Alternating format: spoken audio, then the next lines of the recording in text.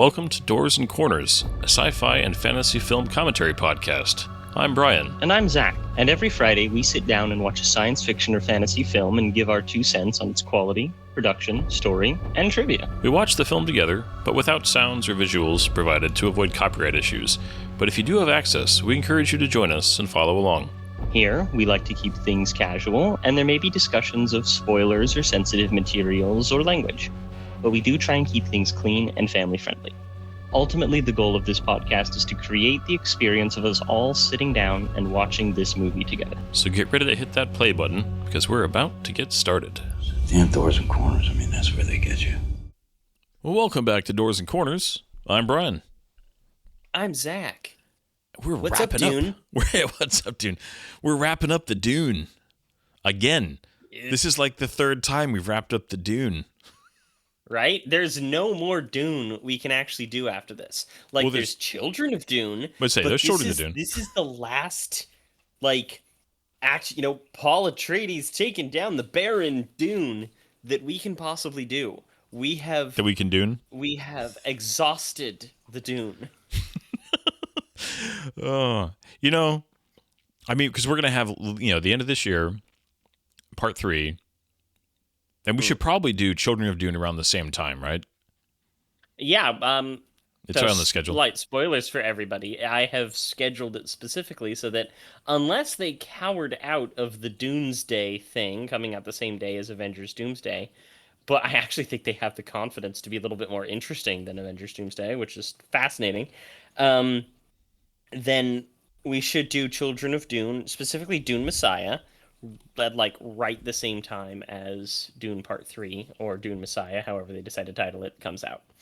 Yeah. It is filming right now, and looking at the cast, I'm very excited, even if I am slightly angry at it for causing a delay of the Batman Part 2.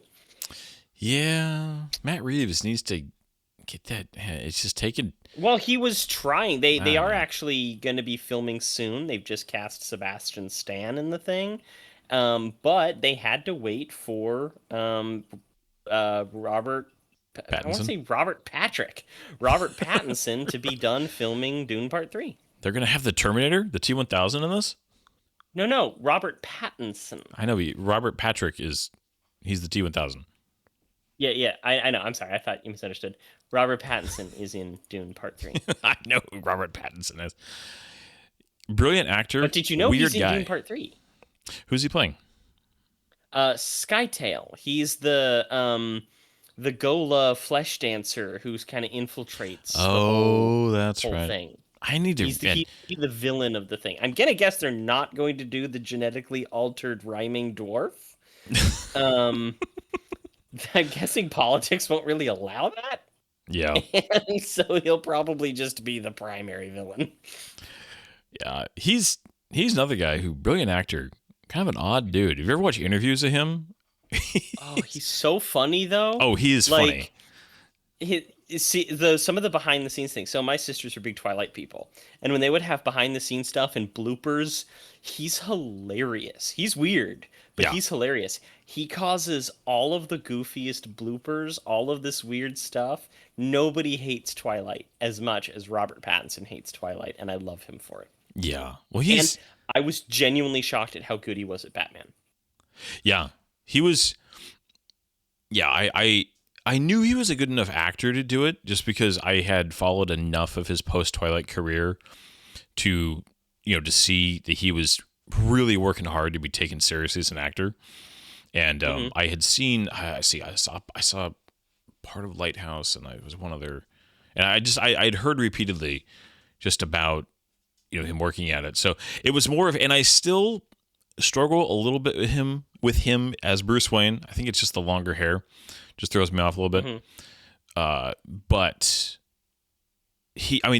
that's a movie that every time I see it, I like it more, because I thought the trailer was actually meh. And I expected him walking upside down towards the penguin to be just like kind of an eye roll, like, oh, they think this is so cool. I don't know why. The trailer did not work for me. And I saw it in theaters, and I liked it in theaters, but I also was like, I didn't love it. I liked it, but that whole chase sequence is so epic on the big screen. Oh, And so then I good. watched it again, and I was like, okay, no, this is. And then I watched it with my buddy Matt, and I was just like, this is. Yeah, so it's like every time. I still think it's. Batman Begins is still my favorite Batman movie. Mm-hmm. But it's, I mean, as a Batman movie, it's second to Batman Begins. The Dark Knight No, I'm with you is a there. better I'm film, with but you it's there. not a better Batman film than either one of those. Yeah. I love that they did the whole detective Batman thing. I adore the music. Michael Giacchino's Yeah. score in that thing It's is so so simple, good with but the it's so effective. bells. I saw it in IMAX with the D-box seats that moved with it. Oh, And let me tell you, the Batmobile with the D-box seats was unlike anything I have ever a experienced. little tingly. But we should probably We're talk just gonna about get nerd Dune. about Batman here. Like for example, just kind of tying it back. Dune Part 3. They have officially at this time titled it Dune Part 3. It will be having Robert Pattinson as the villain Skytail. It's gonna have Jason Momoa. It's gonna have Anya Taylor-Joy. Just an absolutely stacked cast. I'm guessing part of Jason Momoa's contract to return is that his son, Nicoya, something like Nicoya Wolf Momoa, something like that, has been cast as Leto Atreides II. And they've also cast a young lady who looks remarkably like Zendaya. So some really good casting there. And I'm very excited for that movie. Yeah, we were talking about this, I think, off the recording, but yeah, I'm excited for that as a film. I'm excited for Avengers Doomsday kind of as an event, a nostalgia event. But I'm much more excited. It as a curiosity. Yeah. How are they going to do this? Yeah, but I'm much more excited about Dune Part 3, like, as a film. Yes. And as much as, you know, the Russo brothers are very capable, as we saw when we watched Winter Soldier earlier this year, when it comes to visuals, they're not in Denis Villeneuve's league when it comes to just pure visuals. No. So, like, yeah. they've got some good stuff. That one shot, especially in Endgame, of, like, you know, Captain America versus Thanos' entire army. Like, they can make an ugly landscape look beautiful. Yeah. But I think that Villeneuve's ability to make an ugly landscape look beautiful is second to none. Yeah. This is going to sound bad, because I've been there a lot. I don't really care for it as a place visually, but, like, he made northern Mexico look beautiful. In Sicario. Yeah. It's not a pretty place. Yeah, he's one of those guys, especially when he works with I know he hasn't worked with him every time, but Richard Dinkins. What's his last name? The super famous cinematographer. Sorry. Oh, Greg Fraser? Because Greg Fraser is the cinematographer for the Dune movies.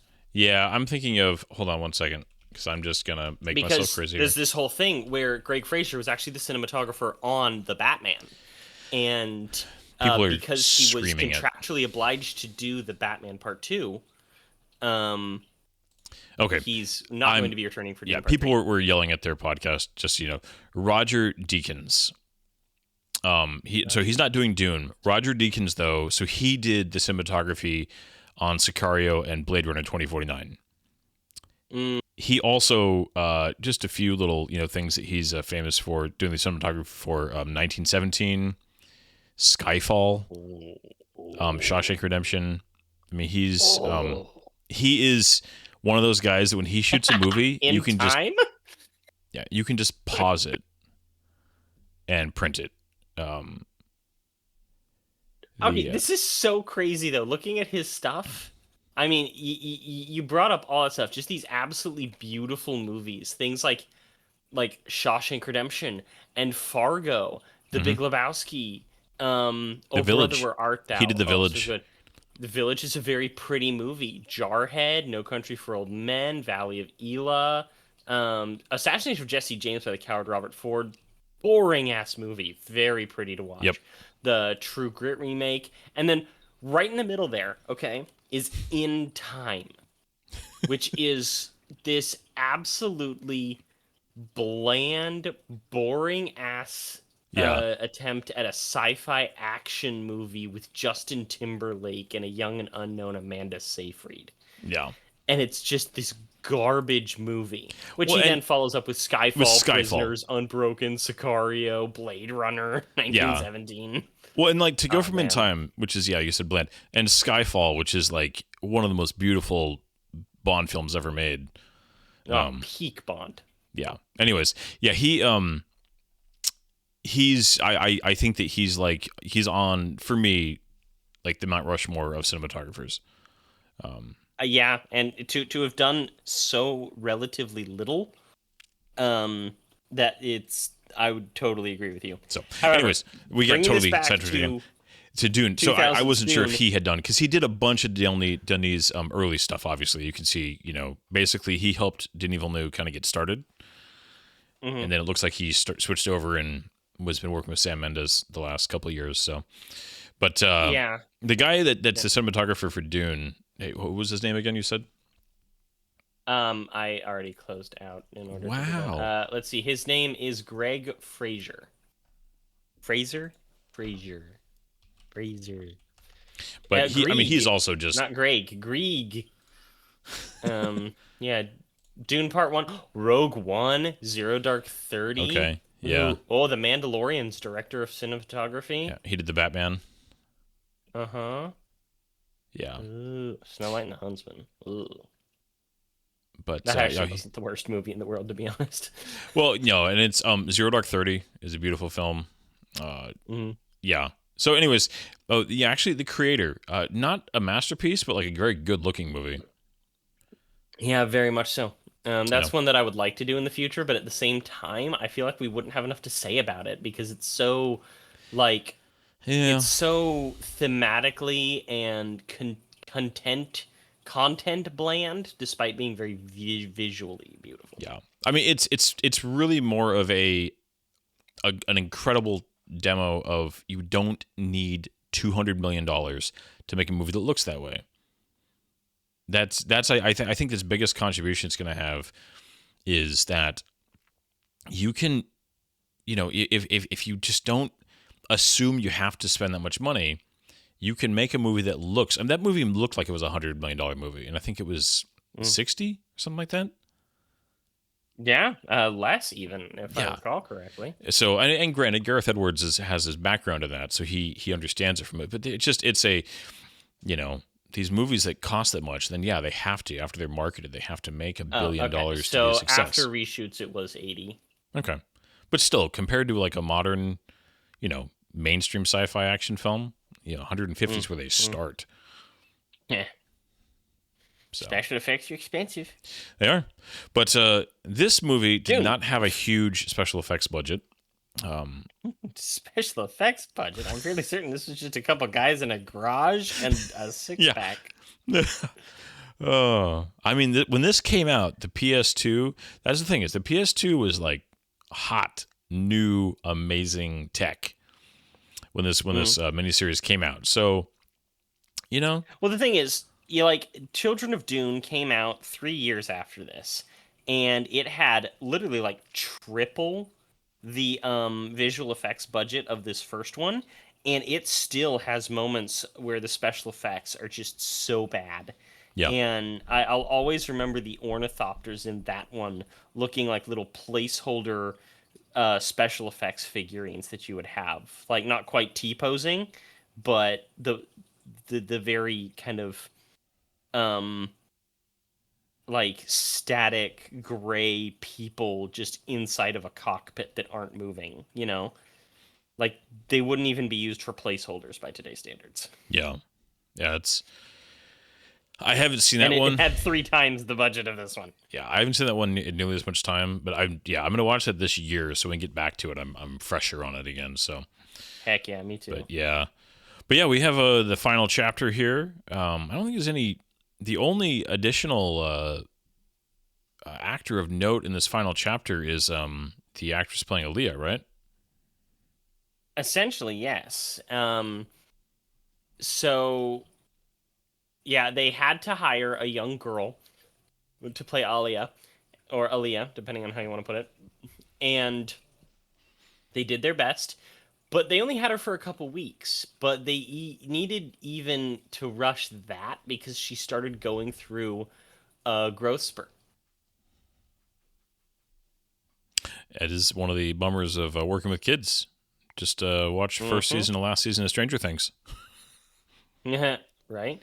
But it's an actress by the name of Laura Burton. And I can't even call her an actress because this is the only thing she's ever done.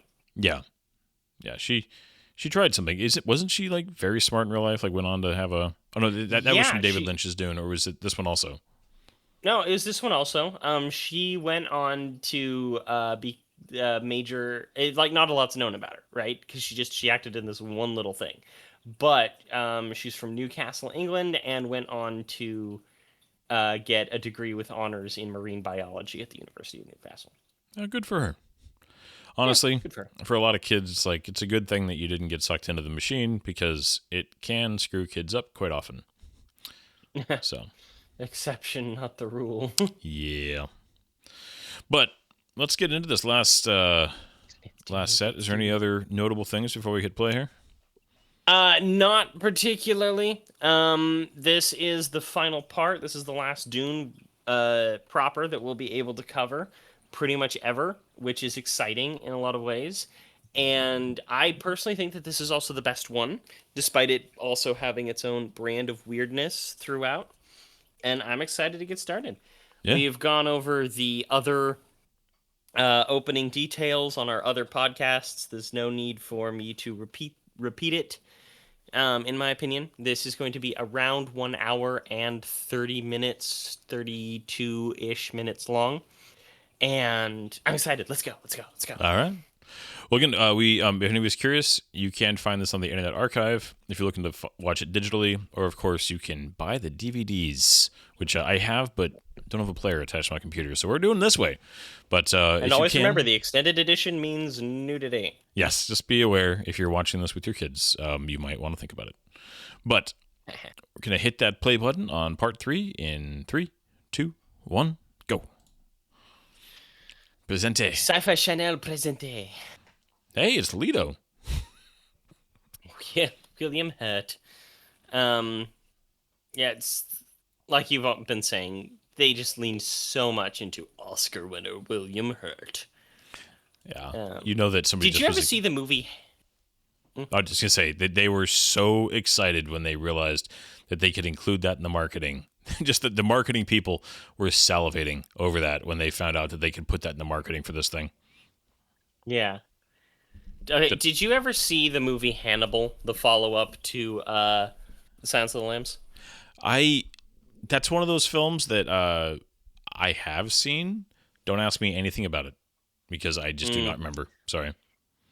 Well, it would have been filmed a little bit, like a couple years before this, but the guy who plays the Emperor has a large role in that one. He gets himself killed by Hannibal Lecter in the most grotesque way. It's based on an actual historical death of one of the Medicis. But he essentially he's on this hand truck and he's taped to it, or he's tied to it, and he gets his stomach slit open and then thrown out of a window so that he comes to a sudden stop and his guts fly out of him.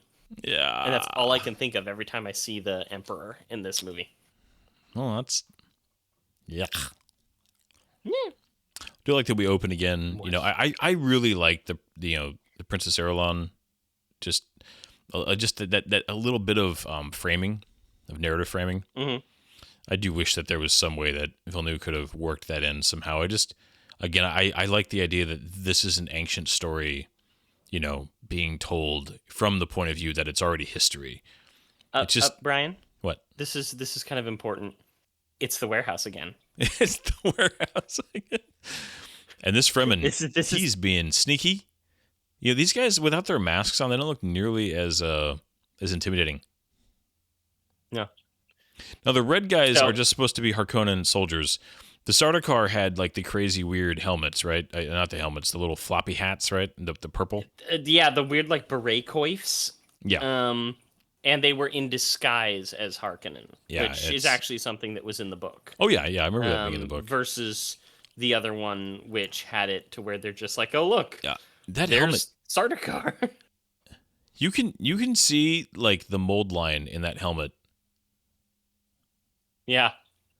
Just do it, No, dude. it's like not even the worst design overall. I don't hate it. Yep, there's that guy flying. So, for those who might not recall, I have pointed out every single time this warehouse has been destroyed in the movies. It has appeared so far 4 times. They filmed this sequence and were like, we don't have enough budget for any more. We're gonna need to just reuse this same series of shots as much as possible. I love this. Like it's like deserted, kind of thing where he's like, he's going through. There's nobody, and the soldiers. I mean, it makes sense. Everybody else would have gone to their homes, but this is just one of those you can tell. There's almost no energy to this hunt for him. It's just very. It feels like an it's episode very of Stargate. stage. It does. This is very like stage play-esque again. Mm-hmm. And I actually really like this in spirit, I guess you could say. Because I like that they're showing the village. I like that we're showing where the normal people live. I just think that it's something that the other Dunes have lacked so much in kind of like the humanizing, And this also gives that whole thing about the kids of Arrakis, the Fremen children, Are are dangerous. scary little bastards. Yeah. Oh yeah. Yeah, Is this the same kid that returns at the end who like cuts off Rabban's head? I mean, it very much might be, actually. That is an intense little moment. Yeah. But yeah, this is supposed to be the character of Othium. Oh my gosh, the comp. Just that line is so perfect on his hood with the background. Yeah. It just I do like Yeah. his eyes look And- good in this shot though. They do. This was kind of like their glory shot, I think. And I swear they're just reusing or he looks like Robin Hood, okay? They Yeah. could be filming a Robin Hood. You in this absolutely scene, yeah. and If I you put wouldn't. trees behind him instead of the rock, because it could totally be Little John right there. Robin Hood and Little John walking through Arrakis. And this is also something that occurred in the book is that they were able to locate Duke Leto's bones, and they were eventually entombed in a cave that later in the series becomes a holy shrine. Yeah. Yeah. Oh, You can see they gave his hair a little bit of time to sorry. grow out. Oh dear. That wide shot. Yeah, it's not great, is it? It's a just little bit of we've also haven't we had a time jump without really being told yet at this point? Irulan mentioned it in her little diatribe. 2 Oh, years. that's right. Because We talked over it. again, I do miss having subtitles because if we're talking, if I don't know the dialogue already, sometimes I miss it. Yeah. I do like this though, and we are letting the audience know more about just Paul's struggle here of just his precognition and just desperately looking for solutions that don't involve the jihad. Yeah. You see him becoming that leader. Like I said, this is kind of where he does really well. Alec Newman, I mean, in his role as Paul, is this stoic, haunted leader. And you're already seeing the seeds of this kind of devil character almost that Paul ends up becoming, like this fallen angel, I should say, instead of devil. Yeah, the fact This that they is put right this out of in. the book. Right this is great. Right out of the book. Like I have Which no is idea what you're Fade talking about. Fade attempting to assassinate the Baron through the use of a sex slave and a needle hidden in his thigh because he knows that the Baron likes to, he's gay. He likes to touch his boy slaves, and so he puts a needle under the skin, which is kind of genius, Oh but yeah. grotesque, which fits for the Harkonnen. I also, the fact that essentially Fade's like, well, yeah, of course I tried to kill you. Like, you basically taught me to, to work that way. And it's just, I mean, again, it tells you about the culture a little bit, that it's, the Baron's like, yeah, I mean, I should probably kill you, but I can be talked out of it. It's okay. Because Fade's important. He sees that Fade is important. He understands that this is the act of a stupid boy. Yeah. So because the Baron, he doesn't know that this. I can't remember from the book. I feel like such a bad fan for not remembering this. How much was the Baron aware that Fade was also somewhat bred to be? He was also part of the Bene Gesserit breeding program to a lesser extent than Paul, but also still in it. As far as I know, he didn't know anything about that. He didn't have a single inkling. Because the Bene Gesserit play their cards very close to the chest.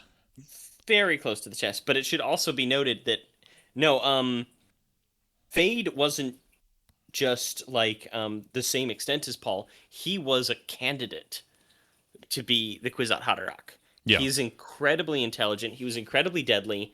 But they also knew that he wasn't. He was too much of a sociopath. He was too much of a psychopath. Yeah. And the goal was actually for him to have a child with the daughter of Jessica and Leto. But Jessica rebelled and had a son instead of a daughter. Yeah. Which is what got her in hot water with the Bene Gesserit and created Paul. Thus creating the Kwisatz Haderach one generation too early. Because their child would have been the Kwisatz Haderach. Yeah, because this whole story, the idea that the Bene Gesserit are right there, it's one of the reasons they're so pissed off, is that this is the culmination of, centuries, millennia of work. Mm-hmm. The effect of him floating is actually not, that actually is not horrible. Yeah. Right? No, it's not bad at all. That's one of the things that was present in the books that was creepy as hell, was the very incestuous undertone with the way that the Baron would regard Fade and talk about Fade. I mean, come on. The Baron, I'm sure he was a great uncle, just caring for his nephew. I'm sure nothing weird ever happened there. Sure it wasn't Uncle Touchy's basement. Also, I really like this version of Jessica better than the version of Jessica that we get in Villeneuve's Dune. I thought that he kind of misused her. He made her this really creepy, manipulative, like, kind of blatantly evil there at the end force. And that was annoying, because this fits quite a bit better. Well, this is an interesting way to, just remind the audience, she's like, I know things. Why do the adults find it so strange that I'm very, I'm just as intelligent, if not much more so than any of them. Oh yeah, dude, Alia is such a tragic character. I think that she is genuinely just one of those perfect tragic characters. Everything about her is so depressing. The actress who plays her in Children of Dune is unfortunately not a good actress at all. She's horrible. And doesn't quite bring across just the heartbreaking nature that is Alia in the later books. Yeah. But this actress, she is good at looking thoughtful and delivering lines clearly, but still being kind of cute. Yeah. Can't help it. Yeah. Although her accent definitely comes through a little bit. I don't think there's anything wrong with that. I mean, Jessica has a British accent. Yeah. Well, if you're in science fiction, chances are you have a British accent. That's just, I don't know, that's like a rule. even if you're a except Frenchman. Star Trek and Star Wars. I don't know. If you're a Frenchman, you have a British accent. Yeah. Well, you know what it is? Not a British accent, but sorry, I was actually thinking of fantasy. All fantasy characters have British accents.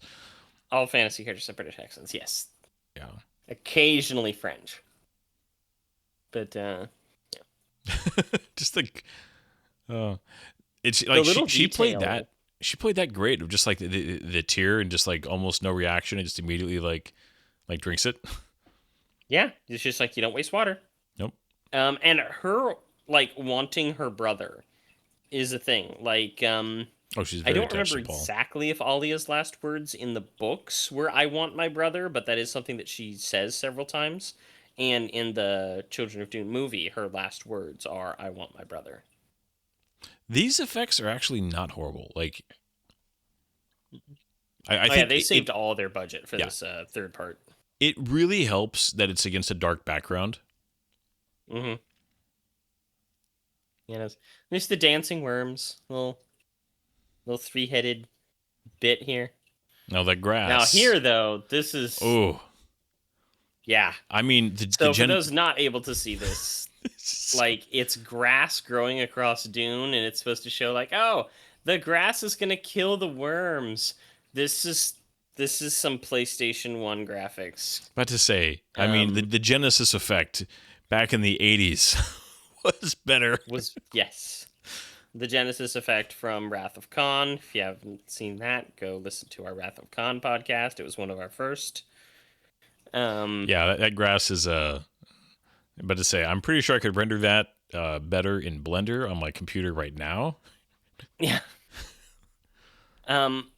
The thing is, I think that this scene is very important to understand. It just kind of shows wordlessly that this is what Paul is seeing. Grass will kill the worms.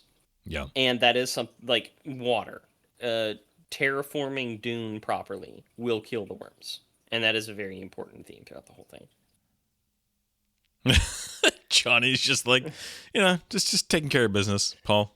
Don't worry about it. He's like, he wasn't worth this you. is a little hint of that petulance again. Yeah. I just love the idea too that Johnny's just like, yeah, it wasn't worth your time. This person was like, I killed him that easily. I wasn't gonna bother you with this one. Yeah. I don't remember if that was in the book or not, actually, now that I think about it. I honestly don't remember. Yeah, so okay, here we go. I'm just kind of watching it. I don't know. I like the relationship. Again, they didn't have a lot of chemistry in the second part at the beginning, but it grew decent enough that it is a believable one, Yeah. Well, I think if you play the relationship like a I like this scene too. Yeah, because Spielberg has a much different attitude in this than he does throughout most of the rest of it. He's a lot more casual. He's a lot more like teachery, kind of excited and scared and like almost boyish. Yeah, well, and here's the guy from the city Bardem back. does. Yeah, the guy with the face tattoo. But yeah, I think at this point the idea that Paul is way more than proven how capable he is and been accepted as a leader. But it's interesting that he did it in this order where he's just now riding a worm for the first time, or at least like doing the first, right? He's been on worms plenty of times. It's a rite of passage. He needed to just kind of like earn up to it. He was very respected as a military leader, but he wasn't seen as full Fremen until he led the worm ride. Yeah. And this entire sequence is actually the main reason that Denis Villeneuve was able to get Dune as a directorial project. When they decided that they wanted to remake Dune, he went and pulled out these old drawings he did and said, when I was in my teens, I storyboarded Dune. And it was this scene, which translated over to the Dune Part 2. Like, Villeneuve was storyboarding this sequence when he was a teenager. He wanted to direct the movie so bad. Well, I mean, yeah, this is. I'm trying to think. Like, so there's the harvester attack where they first go out into the desert. There's this. There's the scene of all the worms going into the Emperor's palace after the atomics go off. I mean, there's a few key scenes in the first book that, if you're going to film a movie, you're like, all right, like figure out these key scenes because you got to nail these things. You got the sandworm pursuing Paul and Jessica across the desert when they first are escaping. Mm-hmm. I mean, those are. I mean, this is one of them though. It is interesting though because they obviously there's in Villeneuve's Dune, it's the buildup is so good. As he's going out, he kind of packs the sand down, and there's just really it's a high energy thing, and this doesn't have that kind of energy. But it's still, I don't know. This is, I feel like this, as much as it's very much a product of its time and its budget, I thought that was a pretty good rendition. I thought so. It was also brisk. It was no more than 3 minutes long? Yeah. But, because that's one of the things that Dune Part 2, as much as I love it, it's like an 8-minute long scene, which is long for a 2.5 hour long movie. And I always remember liking the Stilgar thing because he has such a different attitude in that moment of like dad energy. Well, it says so much about his and Paul's relationship. Yeah. The spice is just straight up green in that wide shot. Well, they wanted to make it visually distinct. They didn't want it could smell like cinnamon, but they didn't want to make it look like cinnamon like the original. They wanted it to stand out, which is something that's not entirely out of the books. It comes in a couple different colors, but this is just oregano. Yep. Like just straight up. Just oregano. But yeah. I can't help it because I remember watching this with my sisters, and whenever the Fremen did that, they would quote Mulan, like popping out of the ground like daisies. Like daisies, because of Mushu with the Huns in the snow. And then when Dune came out and they had the Fremen doing that, Villeneuve's Dune, there were memes going around with Mushu being like, and there they are, popping out of the ground like daisies. And so that's all I hear whenever they do that effect. I do love that they, I mean, obviously this came first, but that, Gurney calling him young pup. Yeah. Of course, I do think that Brolin did it a little bit better, but still. Oh, this guy, this poor guy. Yeah. He's trying so hard. He's not doing super well. He's just, I don't know if it's the directing, I don't know if it's the actor. It's not great. But yeah, the dialogue and everything here is read out of the book, though, especially like him being shocked, like, holy crap, you are Muad'Dib. It's such a huge thing for him. It is a huge thing, but then the way he delivers it is like, Muad'Dib? You're Muad'Dib? You're Muad'Dib. Wow, that's interesting. Instead of like just being like floored. It's just like, oh, that's like semi-curious. A lot of... I do like all this stuff, like his vest with all those little pouches and stuff. He's got, the costume design did a pretty good job there. Yeah, it's like Rob Liefeld level of pouches.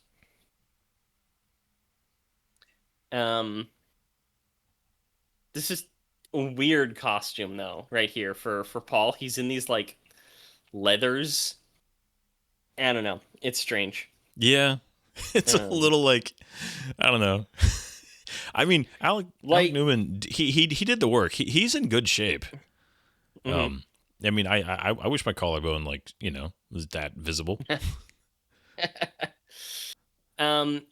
He feels like he's on the cover of a romance novel where he's kind of a Tarzan.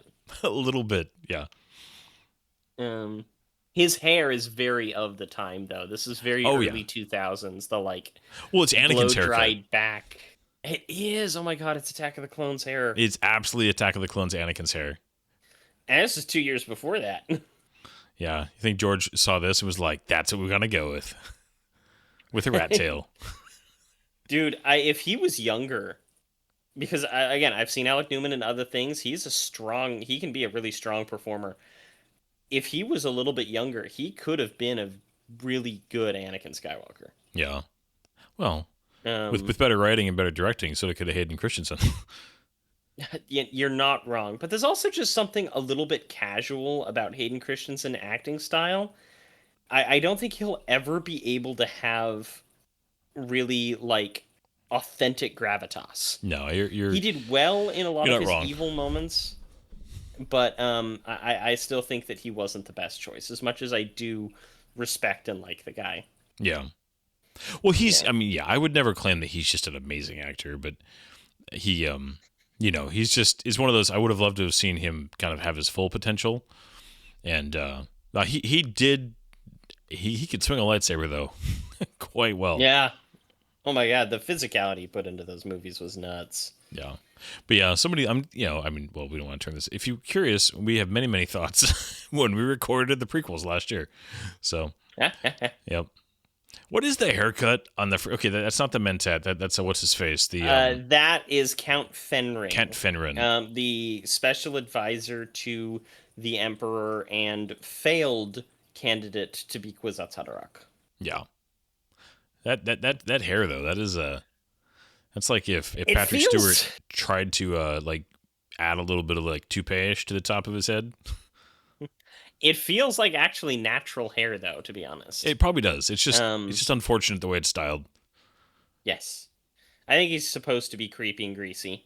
Yeah. Which it makes me kind of sad because the character of Fenring in the book, it's a small but very memorable role. He has a stutter, and he's a very dangerous man, but he has honor to him.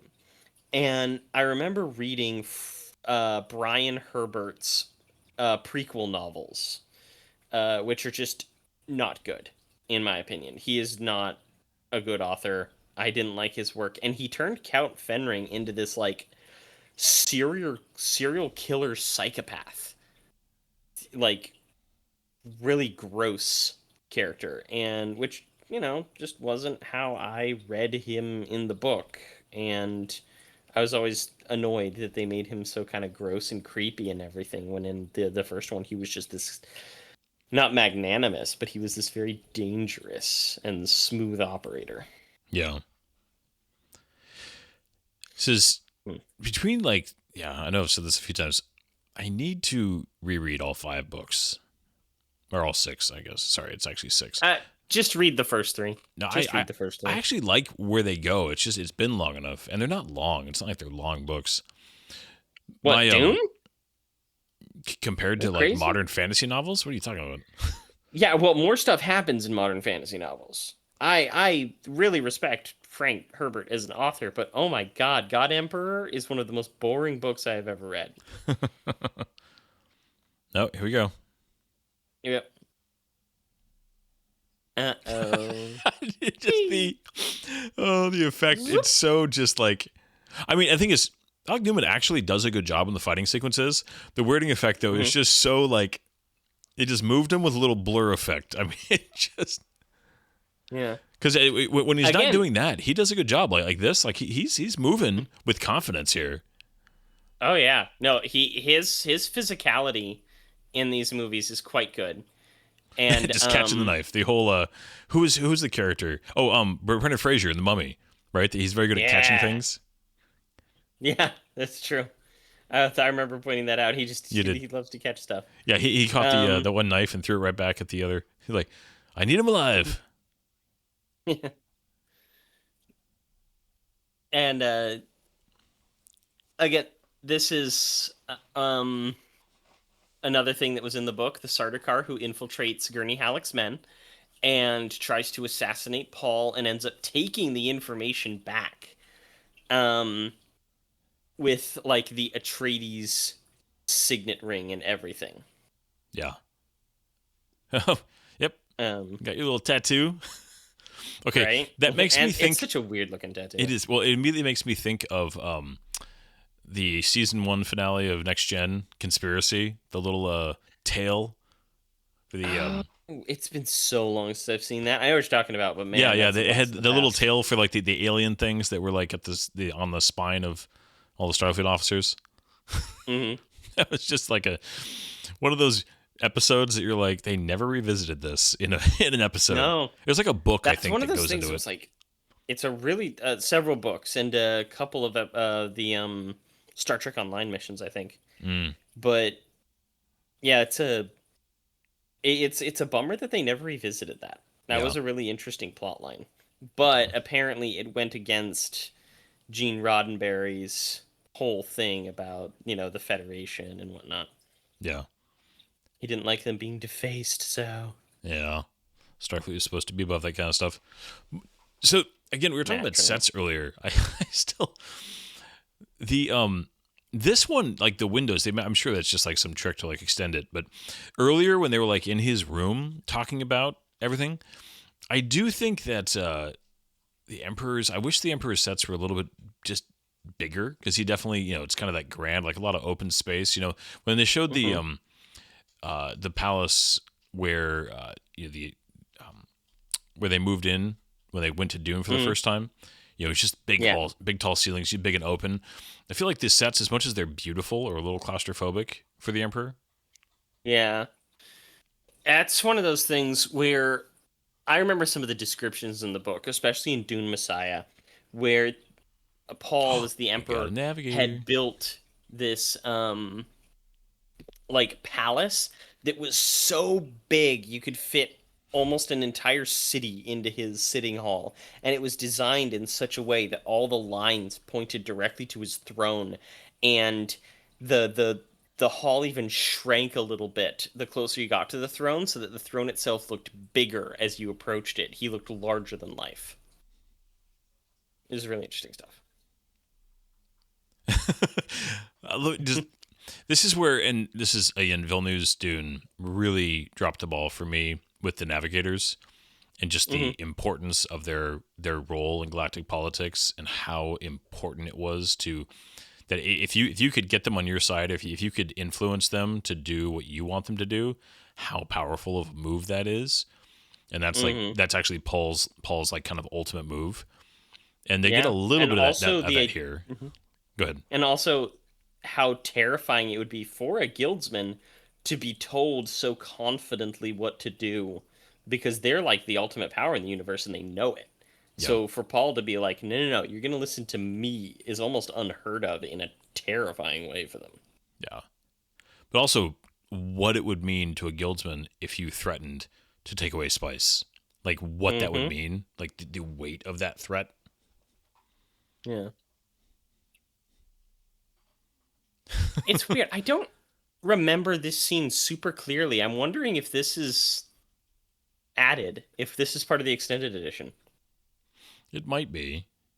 It's interesting too. They Yeah. have these random um what do you call it? They're like the flaming barrels that are like creating like lighting of, at least supposed to be, although it's obviously a strobe light back there, just kind of dimly flashing. But they have Hmm. like the fires. Just Yeah. again, this is a really good scene as far as energy, as far as like the story. Hmm. But this miniseries really does struggle with a layer of intensity and conspiracy, Yeah. and just kind of the not conspiracy, that's the wrong word, but Gravitas. yeah, And again, it feels like a stage play. it does. That's all that I can think of throughout this whole thing, is that it feels like a stage play. Yeah. Because even the scenes that I think are done really well, um, they still feel a little bit like a stage play. This is weirdly enough a scene that's right out of the book also. Like, I was surprised that they included it, because it has Alia, and she's out there, and she's they're leaving her out there watching this mouse, but she's kind of freaking people out because she's moving individual muscles on her face one at a time, the way that no normal human can, because that's part of her Bene Gesserit knowledge that she inherited from her mother. Yeah. Oh, we got little Leto. Leto the second, the first. Yeah. Yeah, He's a womp plot womp. device. He is a plot I device. on the other hand though, I'm sure I brought this up when we were watching Villeneuve's Dune. I do really like the story beat of, what would be something that would push Paul over the edge to decide, you know what, we're doing this. And the death of his son as a dad, yeah. Now, is he kind of underdeveloped and is it rushed through? Absolutely. But as if you were outlining a story and you were trying to come up with okay, Paul's struggling. What is going to be the catalyst for him to go, drink the water of life, to accept, this future, even though he's seen where it can go? Something like that is a reasonable and realistic motivator. Yeah. The problem is it's just not developed well enough in the story to give it, the weight you would want, especially if you were going to put it in film.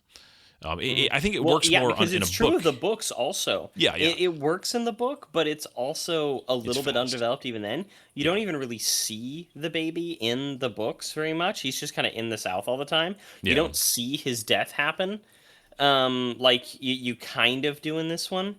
But also, I think that Leto also exists to be a symbol of Paul's detachment from reality, with it pushes him over the edge, but it's also the coldness by which he accepts the death of his child. Yeah. That's yeah. This This weird little monologue. Oh, the hats.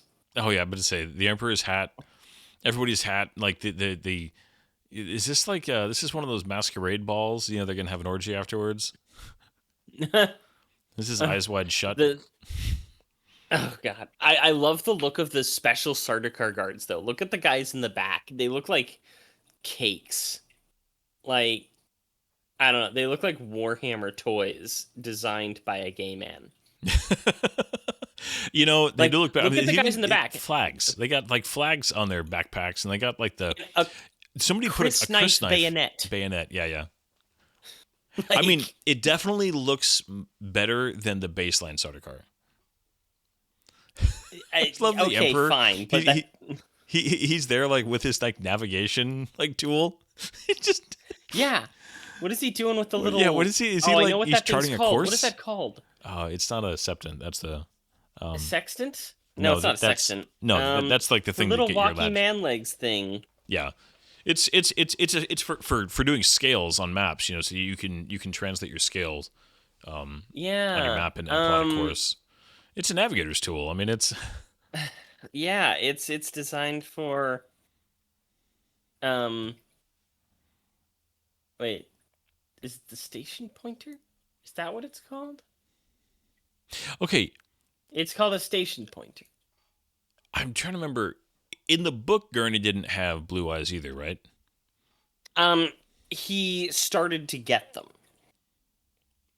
Because if you're just on the planet long enough. Yeah. If you're around the spice long enough, you're gonna get the eyes. It's just the way it goes. Does she have another like jawbone on her garment, like right there? Or is that just an emblem of some kind? I think you're right. I think that is bone. I think it's supposed to be some sort of bone talisman, or it might be cloth. Because the other lady had bone talismans. I do like the little detail of Paul constantly eating spice. Like, it's happened in like 3 different scenes now. Where he's just, he's chewing on a little kernel of it or whatever. I mean, maybe Alec was just really hungry. But there is something about that he's consuming a lot of spice to kind of just give himself as much clarity as he can with his visions. Yes, and it's inundating his body so much that when he does finally consume the water of life, he's able to turn it because he's so saturated with spice. This is an important scene though, because this is where like Jessica like knows that he knows. Doesn't this conversation happen much earlier in the book? Yes, much. I mean, this isn't quite in like the tent. Is it in the tent? It's in the tent. Okay, because they pushed this thing years later. Then. Yeah. It much later. What's interesting is I know that she's not standing in front of a green screen, but because of the way they're shooting this, she looks comped in. it has to do with the way that they're lighting it. It's also the I parallax think, of the camera. yeah. But the Be- camera's focusing on her, and it's moving around her in a way that's making the background look a little bit fake. yeah. I mean, it is good paper mache, I'm sure, but yeah, it is interesting. Just again, you were telling me the guy that shot this thing was the Apocalypse Now Shot guy, right? Apocalypse Now. Yeah, Yeah, that's talent. yeah. It probably is just also like you're working with what you got as far as sets, and they probably didn't have the most expensive cameras, I'm sure, and the time and the budget to really set up lighting. And I mean, obviously their lighting budget was, as much as there are a few beautiful shots, there's so many times where the lighting is just, it's so, again, spotlights on a Yeah. stage. It is indeed. But yeah, like they really take all of the various. I think it was partially because they were planning on doing Children of Dune, or they were hoping to, and they knew that the importance of the character of Othium in it. And so they kind of take all of Paul's Fedaykin or Fedaykin, whatever you want to call him, Yeah. and like compile them all just into Othium, so that he's the most prominent. I do really love in this scene though, the way it's staged. There's a tiny bit of intensity to it, more than we've had. Mm-hmm. Also, they got the. I mean, just talking about lighting being a little amateurish, but they did do the whole reflection perfectly. I'm sure that was very intentional to get the line on her face, the knife. Mm-hmm. The contrast Yeah, of that because- with her eyes, like this is one of the better looking shots in the film, I think. It is. It's still, there's something weird about the lighting just in general. They just look like they're lit by standard light bulbs. I don't think there's I'm sure they did have some sort of diffusion, but it just doesn't feel like it sometimes. Yeah. And this would be so much better if Gurney could act. Yeah. All right. He's okay, Gurney. He's okay, Gurney. It also feels a little bit weird because of the disparity just in what these actors look like. Because, like, later in the series, Gurney and Jessica are hooking up, And it just doesn't feel quite right with those actors. Yeah. Well, Jessica's still a very attractive woman, the actress playing her. Gurney, I mean, I'm sure there's somebody out there that finds him attractive, but... well, Gurney's supposed to be ugly. Yeah. Like, that's one of his chief descriptions. Also, this rap is holding on for dear life. It's like, I can do it. Well, I think too, here, I mean, they're trying to show them casually, kind of hanging out, because they're never married, right? They're she's not even officially a concubine. They're just together, right? Because the Fremen don't have traditional marriage, at least not as much. Right? I mean, it does happen. But it's a contract, and they even had a discussion that we talked over a little bit between her and Jessica, in that she wants Paul to marry her, but he has to keep his options open politically. Yeah. That's actually such a huge part of the book and the themes and the character of Chani that they just threw out for Villeneuve's Dune, and it really bothered me because I think that it's a really interesting message, really interesting character stuff, and they don't use it at all, and it's kind of tragic to me. And I'm sure that it's not entirely even Villeneuve's fault. I think that he did the best with what he had, but I didn't like that they went in that direction. Well, I honestly think, I said this when we recorded those, I think that part of it is that there's just not the faith in an audience these days to be able to follow a strong female character who accepts her man's, someone, being given to somebody else. The dominant force. Yeah. It's just, it's like, oh no, that would just it'd be too much. And the idea that Chani knew ahead of time that, like, no, he's not marrying you because there's a very good chance he's going to have to marry somebody else, that was expected almost. Even though she didn't like it, she understood that, like you said, marriage in this world is not for love. Oh, the resolution of that. The bottom of those hands. Oof. 480p right there.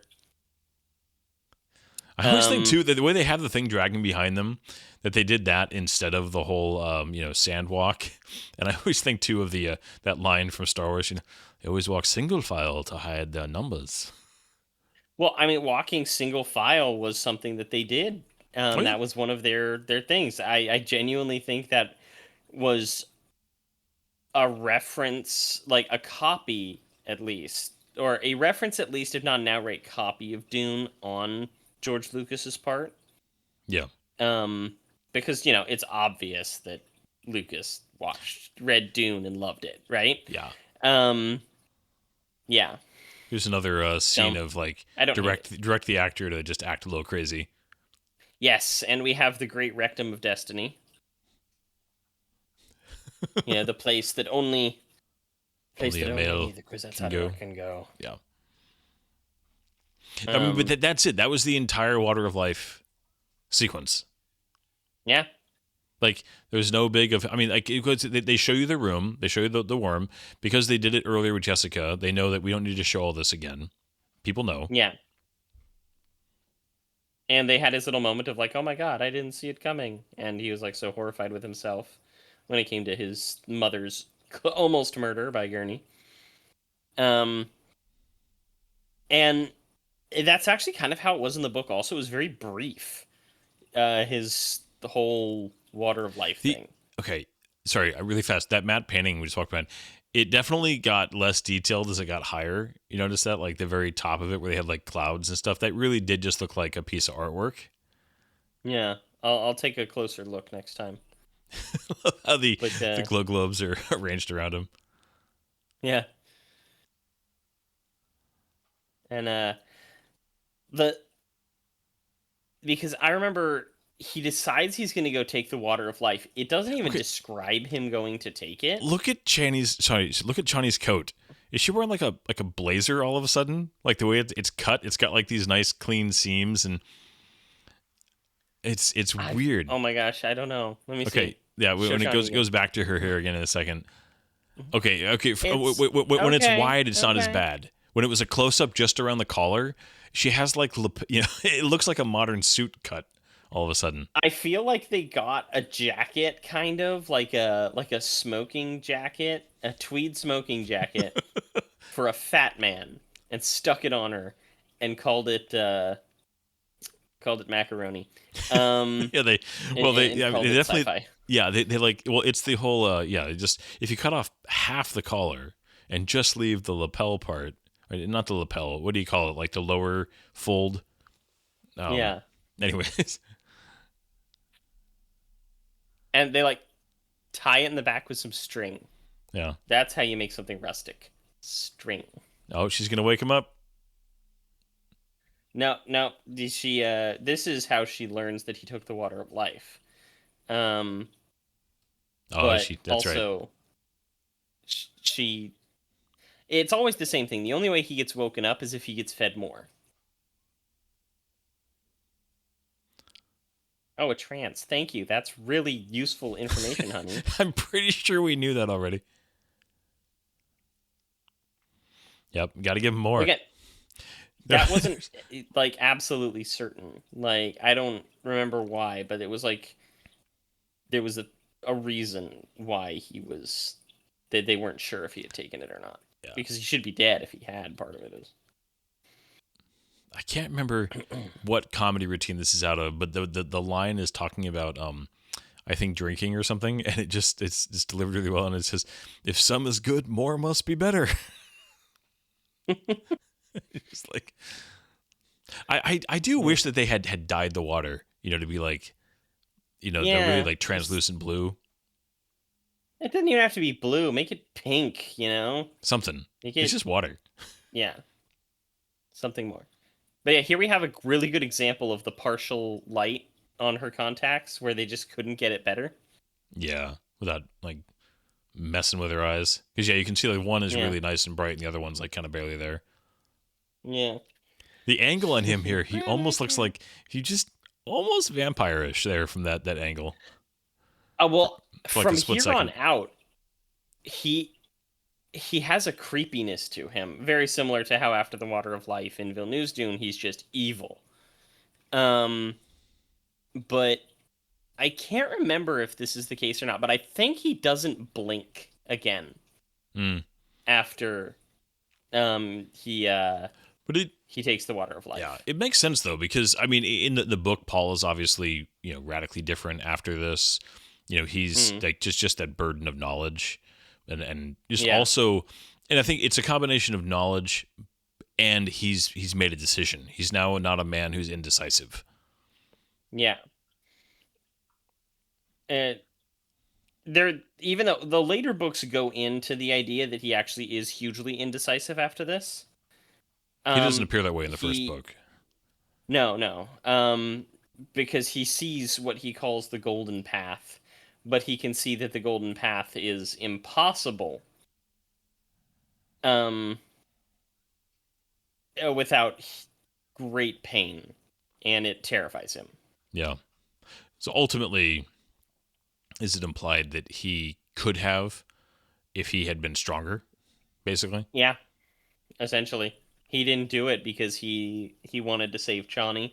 He wanted to save his mother, but and he didn't want 4,000 years of agony. Yeah, because Paul's he reign would is have had to actually do relatively short. because he would have had to do what Leto did, right? Uh huh.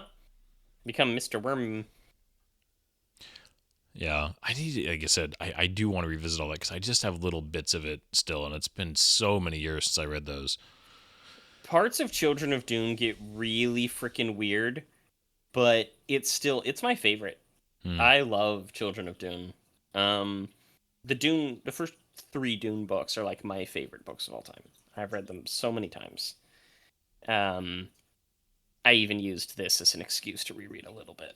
And just Nice. like, oh yeah, I can interrupt the book series I'm currently on. Um, Yeah, the last time I redid it was going through the audiobook of the first one, and I forget mhm. who narrated it, but the version I have, I really like. The guy who reads it does a really good Was it job. the various narrators? You know what might have been? There definitely is a guy and a girl. Yeah, because there's one version where it's various narrators, and I like it, but it also kind of bothers me because they do this really annoying thing where it's not always consistent. Sometimes Leto is voiced by this person, sometimes Leto's voiced by this person. Like they couldn't just keep it consistent, even in point of view chapters. Mm. I guess- Having this kind of predatory relationship between Irulan and Fade is new to this version, but I actually really like it. I think it's a great addition to help flesh out Irulan and to make Fade more of a creep, more of an evil force instead of just the Baron's conniving nephew who you happen to know is good with a blade. yeah, It make they this version helps to flesh out his ambitious nature and his extra creepiness. yeah. The Baron just pops up like, "Good boy, you get that princess." Okay, so Okay, the here's the version map that I painting. I have see what of you mean. Dune, that's one of the reasons it's good, is that Mhm. Scott Brick is one of the main narrators, and he's great. Yeah, Scott Brick. Dude, Scott Brick narrates the audiobook to The Revenge of the Sith, which is just such a great audiobook. All right. All right, This scene Adams. is really good. Um I thought anyway. My memories of it are really good. Well, it's. I think. I mean, this is. You're doing just the very. This is the setup, obviously, for the finale of the whole thing. Mhm. And I mean, this is this miniseries. You can tell from the amount of extras they had. I mean, this is this miniseries attempt at the long live the fighters scene in part two, which is of course the big trailer. Mm. Well, I like Alec Newman. This guy.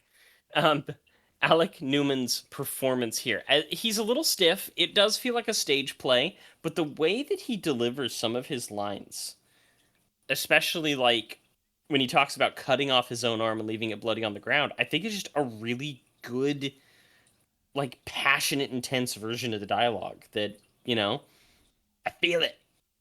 Yeah. Well, I love that This right the way here. that he calls this out too. Hmm. Yeah.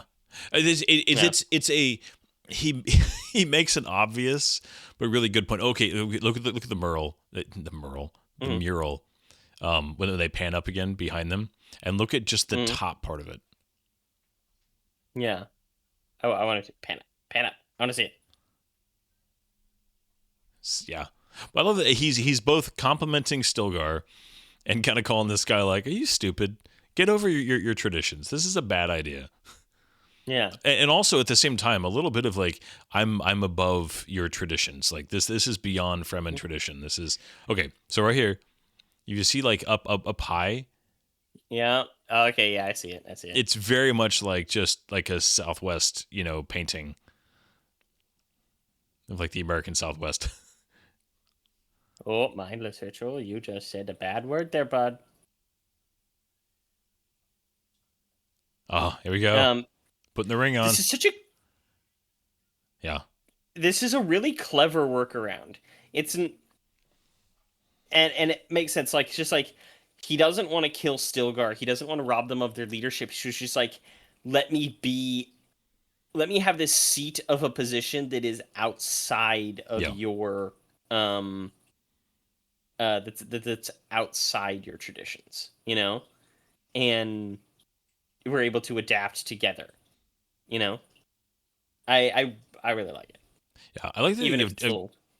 Yeah. I like that they give Chani the moment here too, where it's like, because Paul kind of makes that declaration, and people don't respond right away. There's a little bit of silence, right? And then Yeah. Chani comes out and invokes Liet's name, and it's like, okay, here we go. Yeah. It's just I like the fact It- that it's kind of a united that they both worked on it. That is the one thing Mhm. again that I do wish they had found a way. Not that they couldn't have had some conflict, but having Chani and Paul a little more, just working together a little bit more in the newer version. They got in sync. They Yeah. must have had like somebody on stage there, like getting them all in, like playing some music or something, because their knife Yeah. salutes very much in sync. Yeah. It's a pretty good job. Like, I always remember this scene, like with the water and everything. Like, where's he getting it? Like, These is he cheeses. peeing? Like, look at that face. That's the face of a man relieving himself. It's like But So did he like? Did to, he have this like set up in the background, like a pump down to the cistern? I don't know. This is something that isn't in the book. I feel like it's almost coming out of uh almost like coming out of David Lynch's Dune. Um with like him being able to summon rain at the end, just Yeah, that's what I'd say. He's magically, space Jesus. you know? And it was just such a strange choice after that great scene to just have, oh look, he could create water. Now I'm trying to remember in this scene. Did they do the atomics? Do they reference them in this version? I can't remember. I'm suddenly blanking. I don't remember. Because they definitely. I mean, I remember at Villeneuve that was a big thing, hiding in plain sight right there, and going to find the family atomics. I also actually always liked again that little bit of just all those little hints. One thing that Herbert was able to do was through just little bits of here's this or here's this, but they combine to really tell you a lot about the culture, like kind of where the kind of culture who gets to the point where okay, all the houses to create a little bit of its own mad policy where we're going to give everybody atomics, Hmm. just enough that nobody like tries anything. Yeah. It just it again, it tells you a lot about the culture in without going into some, because you don't need to explain what that would mean. You could trust the audience to infer from that certain conclusions about the political climate that would choose that as a as a policy. Yeah. I don't think they didn't use atomics. They didn't use atomics on the wall. They used laser guns and shield generators.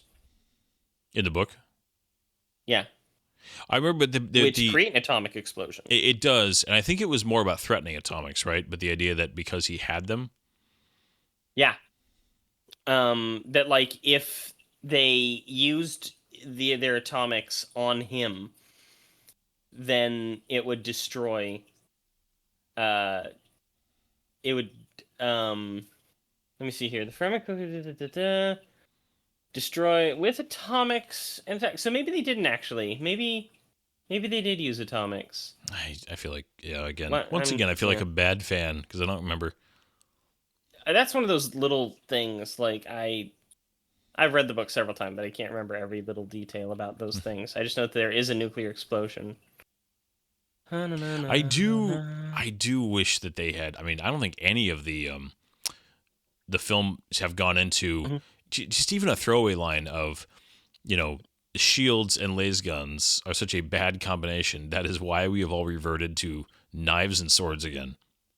Oh, they did in the first part. They mention it. I mean, it's very brief.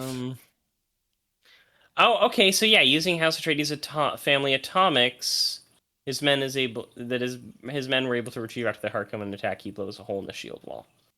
So yeah, it is the atomics. I was incorrect. Okay, because I know that Yeah. you're right. When a laser gun hits a shield, it is devastating. Kaboom! Yeah, which I mean, I don't mind at all in Villeneuve's Dune that they, the Fremen are shown to use. Oh yeah, laser I guns. love the way that they do that scene. Yeah, especially because nobody would be using shields out in the desert because you'll get every sandworm in 100 miles heading towards you. So you'd be Yeah, safe sends them to into use a laser blood guns. frenzy. Yeah. Mhm. I also it's funny, it's such a simple thing, but having just the clean, super fine line, versus the traditional, blaster effect that Star Wars taught us all to expect for laser guns, it just made it look cool. Here we go. William Hurt's earning that Oscar promotional line. Right? Look at this. This is, again, very stage play. Yeah. And it also just feels kind of like watching, I don't know, an episode of Angel or an episode of Enterprise almost, you know? It's Yeah, actually kind of weird. Enterprise started a year after this. Voyager was still going at this time. And it feels messier than an episode of Voyager. Yeah. This feels like Voyager season 1. Well, they had better effects, obviously, on those shows because they had ILM working for them. That's true. That's true. They did have ILM. Well, for Voyager, they still had an actual model, but I mean, just the effects work is so good. But even well, Stargate, they even used an actual model in Enterprise. The first Star Trek ship not to have an actual model used that was for the Enterprise. it was it was the NX-01.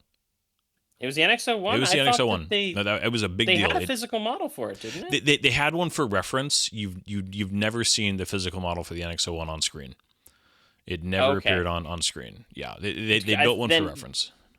I'm guessing that Discovery then was the first one, because I remember reading about that. Discovery was the first one that they didn't have a physical model made. Yeah, that makes sense. I do know that we never saw a model of NX-01 on screen, but it is interesting that there were plenty of TV shows. Stargate had this is around the time that we had seen some of the space battles in the early seasons of Atlantis and SG-1. No. Atlantis was 2004. No. What? No, this was 2000. This would have been season 4 of SG-1. Okay, so season 4. Okay, so they were. I forget sometimes that SG-1 was a little bit later.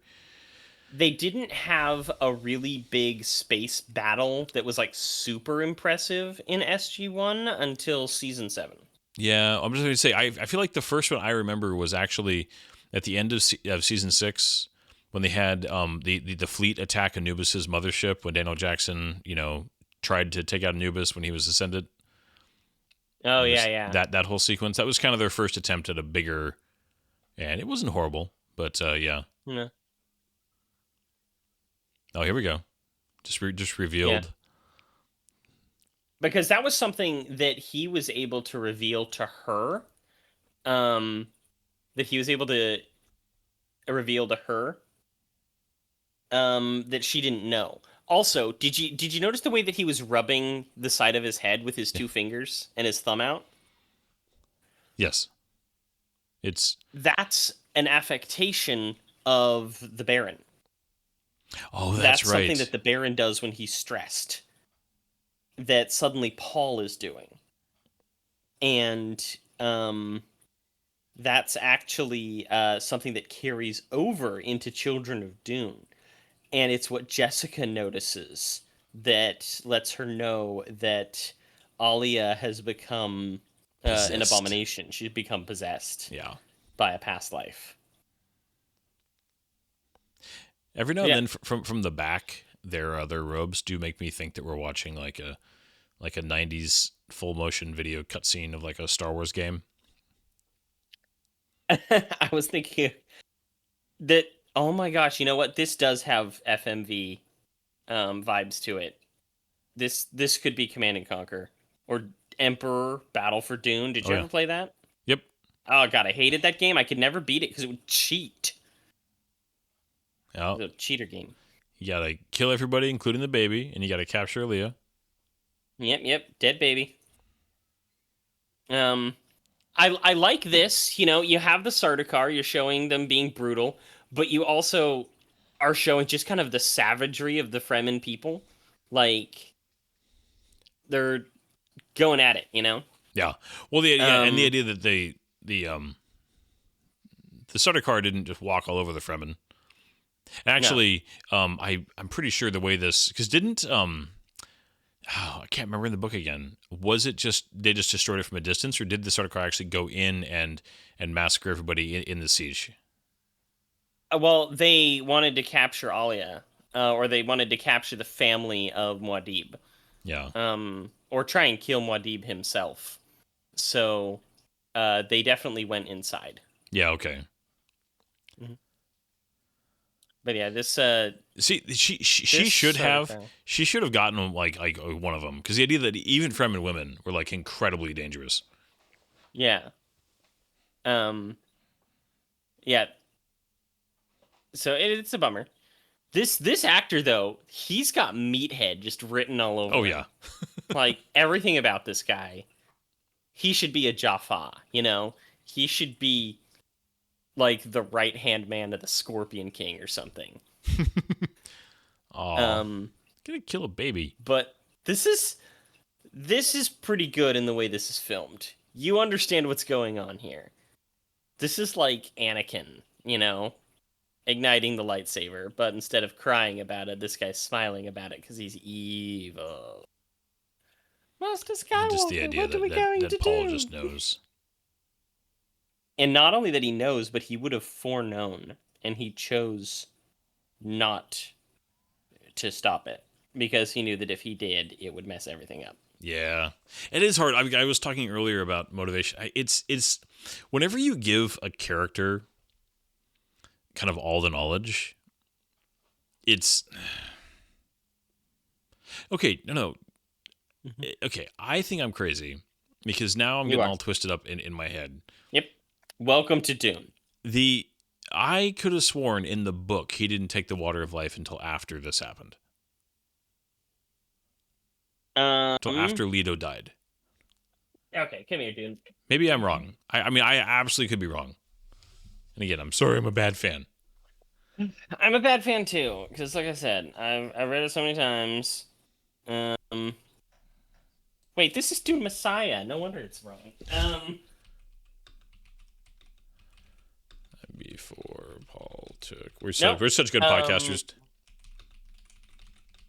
Yeah, but Dies during the yeah. Okay. But yeah, his anger here over the death of the son is really good. I like the way that he does it, and yeah, he's not blinking. He hasn't blinked once since he took the water of life. This actor who plays the Sardaukar that come in, he's got an intensity to him. He's like buzzing. Yeah, he I mean, that's one of those things where that'd be an interesting way to portray a character like this Sardaukar, because he's supposed to be the ultimate fighter and death commando, and he's been taken without hurting anybody.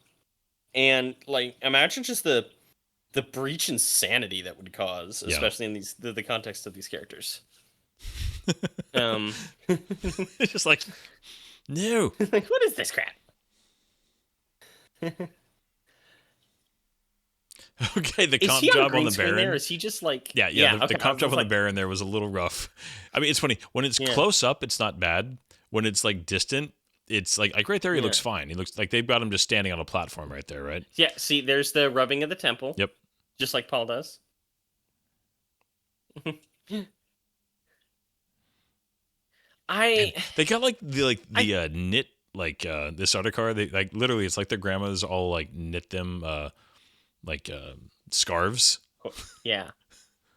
It's supposed to be like a gambeson, like a coif. But you know what I mean? Like And it looks like they went to Michael's, bought some yarn, and just knitted them. I mean, maybe they did. They just went to check Michael's Check Michael's. and got him some scarves. Oh man. This is though. I mean, again, having a big part of the kids' effectiveness is the reaction by everybody else. Hmm. Fat Baron. Yeah. Yeah, and again, this is out of the book. All these little like, I'm sorry for everybody listening. If anybody ever actually listens to this about like, I keep saying this is out of the book because this movie does so much right out of the book. It is one of the single most accurate depictions of book to film I have ever seen, despite having some major differences. There are very few that hold to it. Like her turning around, looking at the Baron and going like, "Oh, look, it's the fat Baron." You know, she's disrespectful. She's a little brat at him, and it drives him nuts. Yeah. Lying, of course.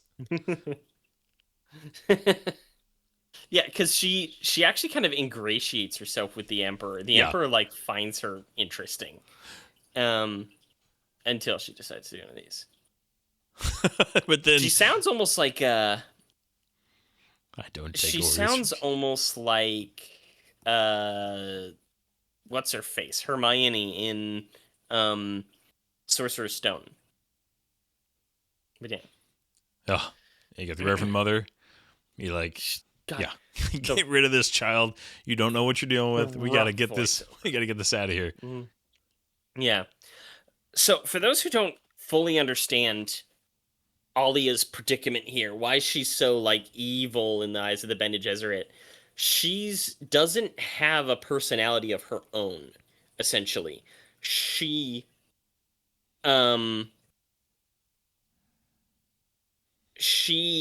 essentially, having been awoken to these memories in the womb, has no ability to build her own personality, thus her own willpower, and thus she doesn't have the capability of resisting the inner lives that come with being a Reverend Mother, because they have access to all the memories and personalities of everybody who came before them.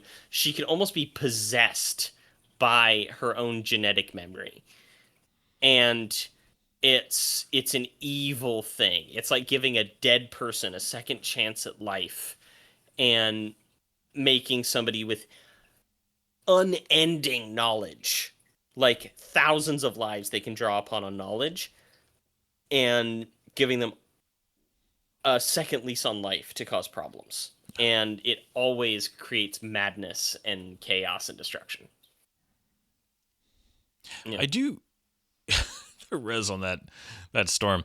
I do wish that they had set up a little bit, just that the storm was already coming in, and that the shield wall was going to protect. Just that little bit of environmental storytelling of just, yeah, the storm's coming. It's okay. We have the shield wall. As long as we stay down low, we'll be okay. Like they set that up in Villeneuve's Dune, and I think David Lynch's Dune also. They did that, and they couldn't really bring the worms in very well. So they just used ornithopters. Yeah, it would have been really hard to make that effect like work. Yeah. There's a warehouse.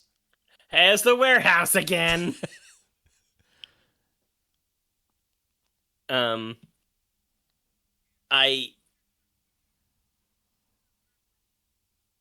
I'm sorry. I'm watching it. This is an interesting part, you know? Well, this is like just like the big finale of the whole thing. Oh, just got you. Yeah. Was he missing a front tooth there? It looked like it. It did look like it. It might have just been a weird shadow in the filming, but yeah, I noticed the same thing. Ah, the Atreides Gomjaba. That's the death of the Baron. She just straight up poisons her grandfather with a needle. And one of the things that this shows that the others don't, I kind of was hoping that they would in the other one, is that he hangs dead from his suspensor belt, like a fish that's been belly up in the midair. Yeah. And so he's just this dead body hanging there. And then his body gets thrown out for the worms to eat. But yeah, it's just this dead body hanging in the middle of the thing. Here come the worms. Okay, yeah, they do the worms. I couldn't remember if they They had just the budget for it. they can't figure out a way to show them coming through the shield wall, the breach. Yeah. I mean, We this just is have this obviously really expensive shot where a worm is coming over some rubble. Yeah. But I mean, obviously, this is where, Villeneuve's Dune just excelled so well. Just Oh my God, the dude. spectacle of the whole thing. I remember the trailer for Villeneuve's Dune Part 2 with the 3 worms coming out of the storm. And, people who hadn't read the books or seen the other movies, or even people who had seen the other movies, wouldn't necessarily know what you're looking at in that scene. And I did. I had the knowledge. I was in the know. But oh my God, there was a thrill that came with seeing that scene just in the trailer that I rarely experience. Like, that was not quite, but almost akin to like Captain America lifting Mjolnir type of thing. Yeah. It's just, Here we go. We I got love Dune. Paul's graduated to two cis blades and two cis knives. Yeah. And they're showing little bits of weaving here. Stilgar, he's just like Arnold Schwarzeneggering his gun there. right. One of the things that I would have loved to see, and you have a glimpse of it in the first Dune with his premonition fight, is I would love the idea of having Paul have his own hallway scene, Yeah. kind of his own Daredevil thing. But you have a guy who can see the future, right? So think of almost Luke Skywalker in Mandalorian as he's going through the Dark Trooper battle droids. Hey, And it's the dude who killed the baby. yeah, dude who killed the baby. There's some blood there. They spent money on those squibs. Oh yeah. Well, Stilgar But imagine a scene he got that moment. where Paul goes through like a battalion of Sardaukar. He can see the future. He knows exactly how to take him out. You could have a cool ass scene. Expensive, but cool. Yeah, if you had done, I do think that they needed just got a full-on machine gun on it. Okay, does that feel kind of Battlestar right there? Kind of Viper? A little bit. That looks like a original StarCraft cutscene from back in the day, like an old Blizzard cutscene. Yeah. But I do think that they needed more in Villeneuve's Dune to show up. I'm like, Jason Momoa got his amazing fight sequence, right? They needed Paul to have one just epic scene of showing that he's just the most, you're just one of the most feared hand-to-hand fighters in the galaxy at this point. And they never gave him that scene as well choreographed. They gave it to Chani. Yeah, they did. You're right. Yeah, they gave it to Zendaya for that one Fedaykin attack. Oh man, the comp of that explosion in front of like the fighters. It's like transparent. It's like a fire effect with a transparent. Yeah. Just they a just little took bit. the slider down. Just like it's fine. Oh man, I've played this level on an RTS. Right? Such a game cutscene right there. Yeah, with him. I do love that they show just the civilians coming in. These aren't one even thing like... I will point out, they had that scene of the Harkonnen backing into that door, firing as they're being invaded, is a parallel to the scene in the first one where the Atreides soldiers did the same thing. Nice little slow-mo. Oh, the slow-mo with the choir. Yep. I think we got the warehouse. There's the warehouse again. That's the 7th time we've seen that warehouse explosion. Yeah, this is very of its time. Just the slow-mo, big, what do you call it? Just a montage, just a big slow-mo montage of action. Yep. I remember this scene. This was actually the first scene I ever saw of this entire thing. My dad was watching it. I wasn't allowed to because he didn't know what the content was. And I walked in, and this is literally the first thing I ever saw of this Dune movie, which is the death of Raban. He's got like the reddest hair. Right? They're just like, okay, we just need to. It's like the opposite of frosted tips. It's blooded tips. Yeah. He's also got like the Roman chest plate thing going on, or like the old like Spartan. It's like Spartacus chest plate going on. Not Spartacus. Vita. Spartan. Oh, that thing. Yeah, yeah. Got got the muscles in it. He's just like wandering around the same courtyard. Yeah. He's like, haha, I've survived. I'm so lucky. Yeah. Oh. Oh, look, it's your righteous comeuppance. Well, because I expected in Villeneuve to have Gurney and Raban, especially considering that they had Dave Bautista. I expected that to be more of an action scene, more of a fight. Right? And it was pretty anticlimactic in part 2. It was disappointing. This isn't entirely.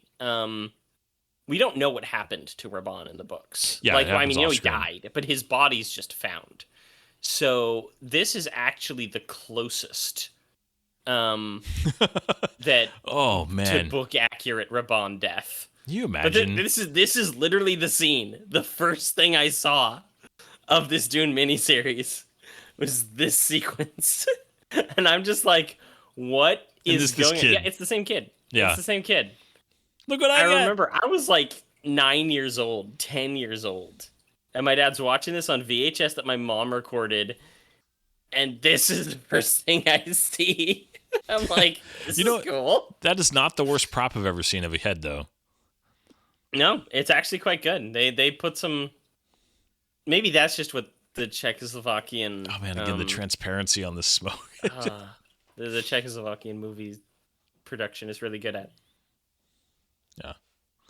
So here we go. We're coming in. Yeah, because Paul had one or two little moves, but I mean, we got everything building up here to the fight with Fade. He changes like 4 times. Like he was in this, then he's in his still suit, then he's in this again, and then shortly he's going to be in his like his white monk robe. Yeah. In a second. It's his gi. It's his science fiction gi. And he's just like, oh, hey, Johnny. This is the room where my sister was conceived. Isn't that nice? Yeah. Awkward. But like... Bed does not look comfortable. I mean, unless it's memory foam. I do like the little splash of green on his belt. Yeah, it helps. But you're right. It makes you could absolutely pluck him and just set him without doing a single change into a forest in England and shoot Robin Hood. What you wouldn't have to change a thing about. I mean, just give him a bow and arrow. You're good to go.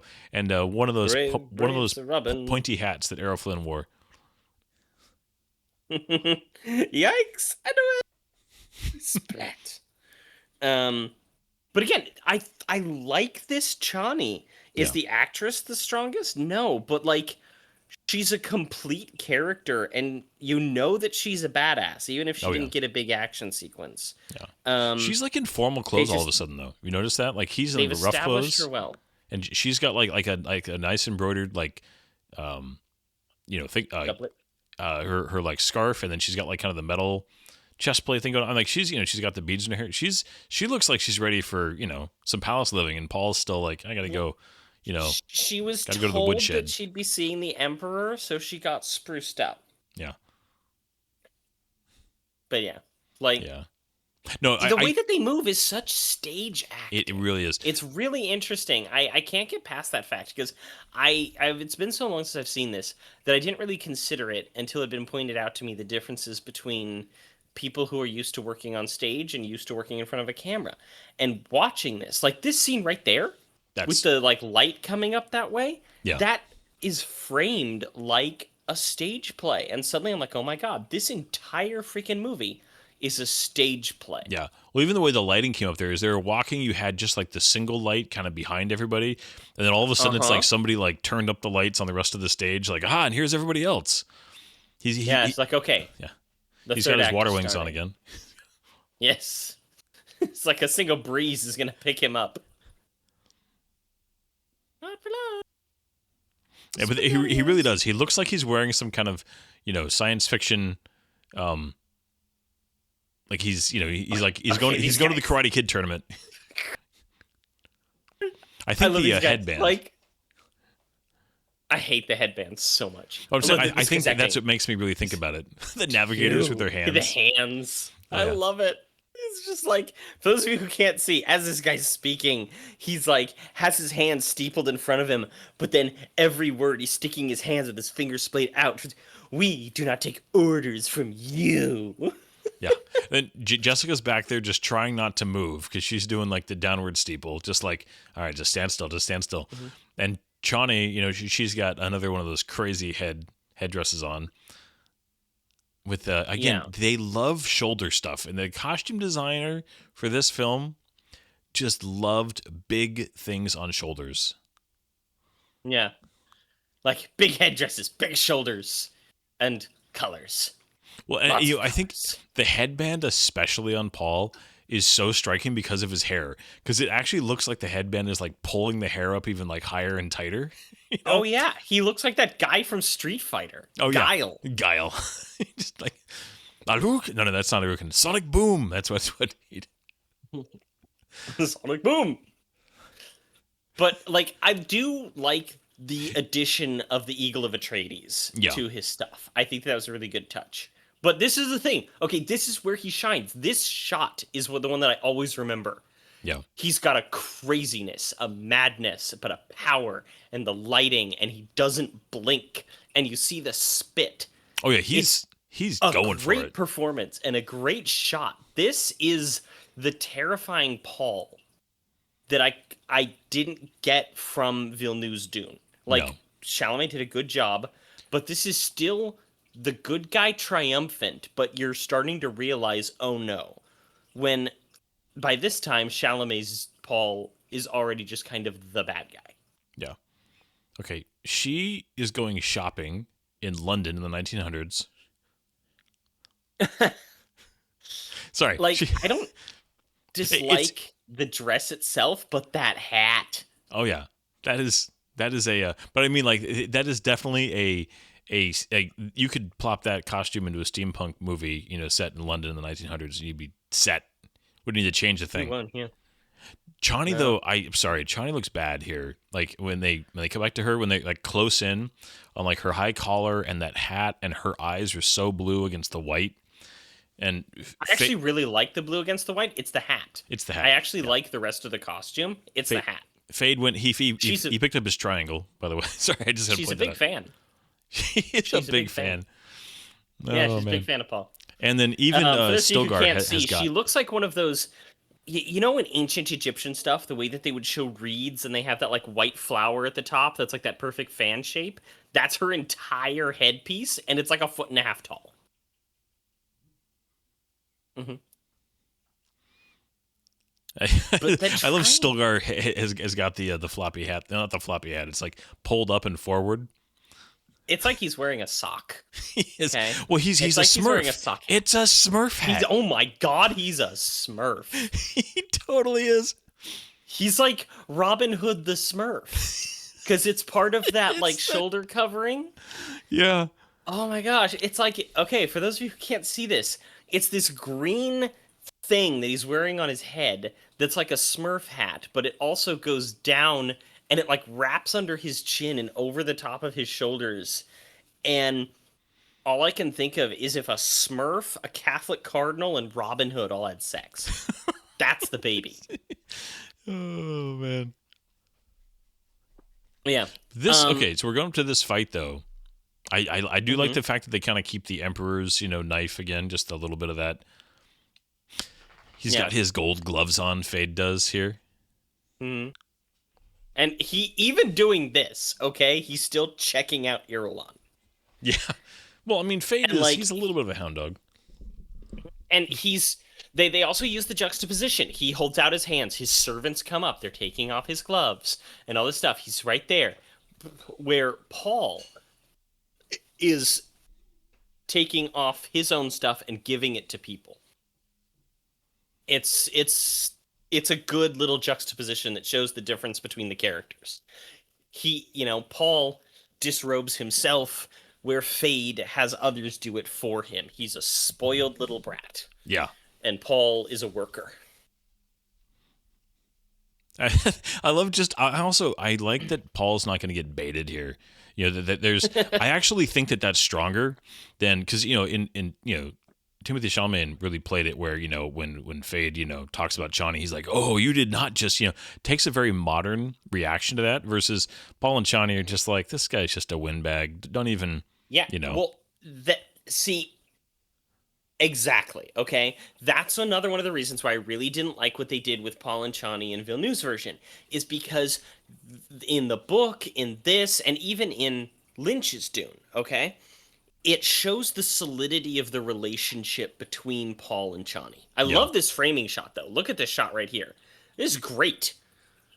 Like, well done lighting, shadows, very dynamic, and they even have that part of the fight in there. But anyway, as I was saying, him not being baited by that shows the thing, but shows the solidity of Paul and Chani's relationship. In the context of Villeneuve's Dune, I don't hate it either necessarily. No, it fits with what he was doing overall. Paul and Chani up. They'd created the schism between Paul and Chani, and so that was a way of showing the audience that Paul still deeply cared for Chani. And so it worked on a thematic level, but it's still not as good as this and the weird little roll thing. Sorry, I'm watching the fight. The role that he did like in the middle of this. There's parts of this that I think are really good. Like you can tell that they tried. That the fact they're shooting this wide, that they're not, hiding that fight with a bunch of cuts. I mean, there was a couple cuts for sure, but they did really try to actually show it. Yeah. And they didn't speed it up. They let it just play it at speed.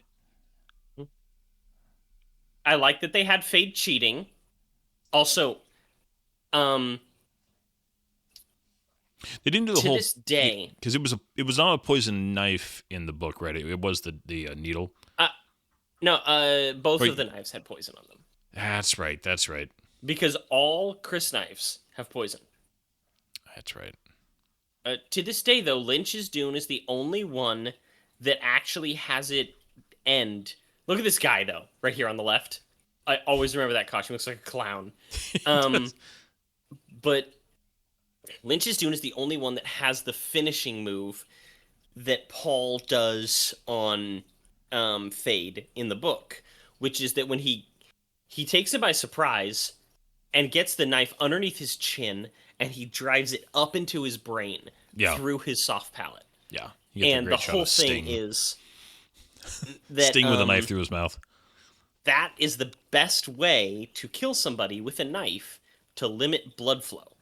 It's the way to save water. And this whole, I don't know, I do like the ending here. This, again, is very staged, the way the lighting changes here. And just that, like, simple, like, all right, this is politically what's going to happen. Yeah. And I actually you have that kind of sunsetting look on the Emperor. She just kind of exits alone. The princess, the fact that he's herself. Yeah. Well, the fact that like Paul comes up and he looks at Johnny, I actually love that he did a little narration here at the end, and just straight out of the book. Yeah. I mean, this is exactly like this is how you end a play right here. And it's like, and even though this is her victory and Paul's victory, the way that she throws her cloak over herself, so suddenly she's dressed in black. Yeah. But yeah, this narration though is the actual ending lines from the book. Well, I think the ending lines from Dune are up there with the ending lines of Tale of Two Cities as far as just iconic ending lines. Because everything about Paul's decision making, it's not for power, it's for Chani. Okay? It's not even for his son, it's for her, because he knows there'd be more children. He wants to protect the people he loves. So that's why he took the water of life, because he didn't see Gurney's attack on his mother coming. So obviously his vision is incomplete. So he needs to have complete vision. He needs to protect Chani. And so literally he sacrifices trillions of people for Chani. Yeah. That's the whole thing when you get to the very end of the book, is that these men, Leto and um Paul, did everything they could that led to the deaths of millions, trillions even, all these crazy power things for the women that they loved who weren't even their wives. Yeah. But as they say at the end, even though they're just the concubines, history will remember them as wives. They will be remembered as the most important people to these men. Yeah. And there's something like super tragic to it, and I love it. I think it's great. Well, it's and it really does. Again, Paul is because he's not a villain, but he's a tragic figure. He's somebody who just is a cautionary tale, but also just an example of how you can. It's a very what's the word I'm thinking of? It's like depressingly realistic that you doing the things that might make you the best like man ultimately are actually bad for the bigger thing, just because it's a, I mean, this is an oversimplification, but if you get the whole like the military math equation, like if somebody said you can save 1 million people but you have to kill a baby, and it's like, well, on one hand that's a super easy academic exercise, but whoever would actually do that is a monster, even though the pure value of a human life is it's so simple, but at the same time, like, we would never ever want somebody who would do that, even if it is the right thing. And just I don't know, there's something very the themes of, well, let me wrap this back around, is a much better way of putting it, because this is exactly what Wrath of Khan was talking about with the needs of the one and the needs of the many. Because you don't want the idea that it's just a simple the needs of the many always outweigh the needs of the one being a very logical conclusion. But my goodness, can you imagine living with that? And that it is a very human thing, and something that, as much as it leads to that great line at the end of Star Trek 3 where you just, but at what cost? Your ship, your son. And Kirk's line where he says, if I hadn't tried it, the cost would have been my soul. And I'm not saying this is a one for one, but it's the idea of the clash between our humanity and kind of big academic ideas about what's best for humanity and this and that. It's interesting, and science fiction lets you kind of create scenarios where you can examine that in ways that are less depressing than when you examine those in realistic modern settings. I don't know. It's because it is hard to balance that there's so many things where in real life where you're stuck with well, this is what you should do, but no, you can't do that, because that would make you a horrible person if you did that. And Paul being stuck with that, and I think that Dune is a series that really does require either multiple reads or digging into it or reading interviews with David with Frank Herbert, and just, it's one of those where you need to examine the themes deeper to get into what he was really going for, because I do think that it's one of the best examples of science fiction that is layers and layers deep as far as what you can get into based on what he's writing. And I also think that it fits for it still fits for the metaphor, in my opinion. I think that it very strongly fits for the fact that Frank Herbert was a Jewish man. He wasn't a practicing Jew, but he was Jewish and raised a Jewish tradition. And this is very much a picture of an incorrect or false Messiah. Yeah. This is Jesus written from the point of view of a Jew who they're expecting their Messiah. Jesus says he was their Messiah, but to the Jews he wasn't. He was just a prophet. And I think that that's a huge thing that you have to consider, because I've had some Yeah. people tell me, "No, it's not, you idiot." And I'm like, "Bro, okay, Yeah. I've read this book like a dozen times, like at least 8 times. I love this series. I've seen the movie so many times, and not to brag or anything, I'm the guy who's summa cum laude theology and religion. Okay, like I went to college for this. I studied in Jerusalem, a 5-minute walk from the most holy place in Judaism and the third most holy place in Islam. I I know my shit on this, and I genuinely believe that this was that Frank Herbert wrote Dune partially as a way of saying this is how we see the character of Jesus, Hmm. somebody who had all of the intention of doing things right, but he was falsely deified, and he's not the Messiah, and it led to so many crusades later. Yeah. And yeah, I just Well, it's or it could even be a comment on Muhammad just as much. yeah. Well, and it's a, this, if anybody's listening that knows us and is a Christian, this might shock you, but if Jesus wasn't the Messiah, then he's right. You know, like it is a, I mean, the fallout of that movement and what it did, if it was all, kind of based on that, there would be some real, yeah, that'd be interesting. Because I mean, this is the trolley problem if the guy chose to flip the trolley towards the 5 people to save the ones that he loves. yeah, Yeah. but it's also just how you, yeah, Paul is, Mhm.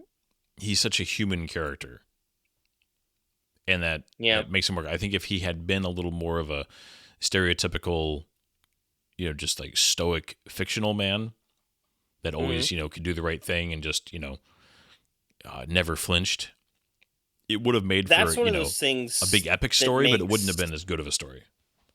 that's one of those things that makes his work really good and memorable, especially the first 3 in my opinion. That how do I describe it? Leto the second, part 2.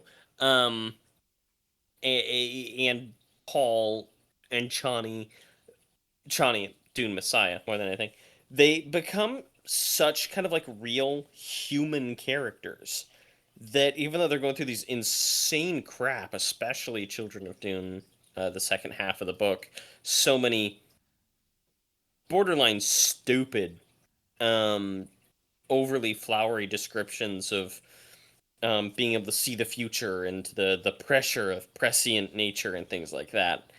And um, they still remain very human in a way that you can empathize with, and it just kind of elevates it where a lot of other books kind of fail to include that human element. Yeah. That's why I think that like The Expanse is one of the best book series I've ever read as a follow-up to Dune, is because from the beginning to the end it keeps the characters so human and Oh, yeah. grounded without turning them into just caricatures.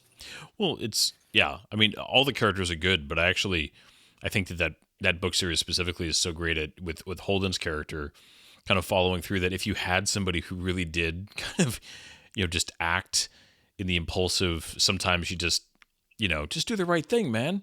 It's like, no, it doesn't always work out great. Actually, sometimes there are consequences to Yeah, just, significantly. yeah. And I mean, and Holden's very well written. Amos is an amazing. I mean, they all are.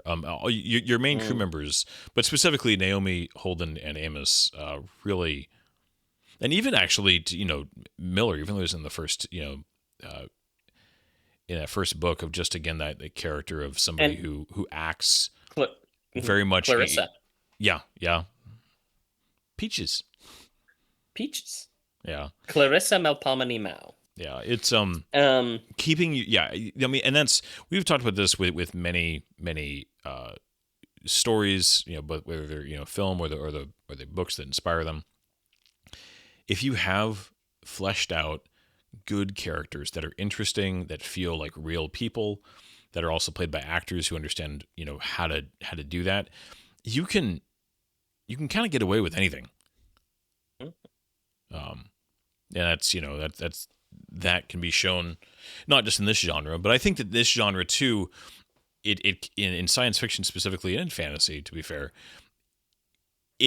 it grounds the fantastical so well, and the almost without exception, the great genre stuff versus the mediocre genre stuff has to do with not the setting or the special effects, or because we have plenty of things that are rough, but we still love it because the writing for the characters and the way they're acted is just elevates the whole thing. I mean, the original series of Star Trek was not visually stunning, but when you nail the cast and the characters, you can get away with a lot. Yeah. But anyway, we have talked about Dune so much. Yes. I feel that we're good to end it here with I think you're right. reiterating those final thoughts. This version, I think it has a lot of merit. I think it has a lot of good to it. I think it deserves to be remembered, and I'm really glad it exists. Yeah. This is the reason that Sci-Fi Network decided to greenlight the Battlestar Galactica TV miniseries that led to the Battlestar Galactica TV series, and it really did well that way. And I really wish that this was remembered well enough that fans even, had the ability to go back and update the graphics or something, fix it in post, and turn this into something that's a little bit better and more digestible to look at. I know that it's not going to have that much of a following. I know that it's not going to really have that ability. I wish that it could. And so maybe someday somebody will just task an AI with doing so, I will get to the point where you can do that. Be like, just go through and just up-res this whole thing. And can you fix the lighting a little bit? Just make it a little less, stark. But right. No, I'm the same way. You heard so many criticisms. I think they're all valid, but I still have a tremendous soft spot for this miniseries and think that it's very valuable to remember and consider when you're looking at adaptations in general, when you're looking at sci-fi from this era, and when you're looking at Dune adaptations. I think that it would be a crime to just bypass this for the bigger budgeted brethren that were on the big screen, because this has just as much right to be in the conversation as they are when it comes to, adaptations of this story. Yep. I'm just also really excited that it's going to bring us to Children of Dune, because that one has a lot of things better and a lot of things worse, and oh God, I'm so excited to talk about that when we get there. Stay tuned, everybody. All right. Well, we will be back with that later this year. So, just keep checking your feeds. I don't say this very often, but I do appreciate any and everybody who listens to these, anybody who ever wants to leave a comment. We do check. We don't get very many, considering we have a small audience, but those of you who listen, we appreciate you so much. And if you ever want to leave us feedback, please go ahead. But have a good night, everybody. Good night. There's doors and corners, kid. If you don't clear the room, if you don't come in slow, that room will eat you.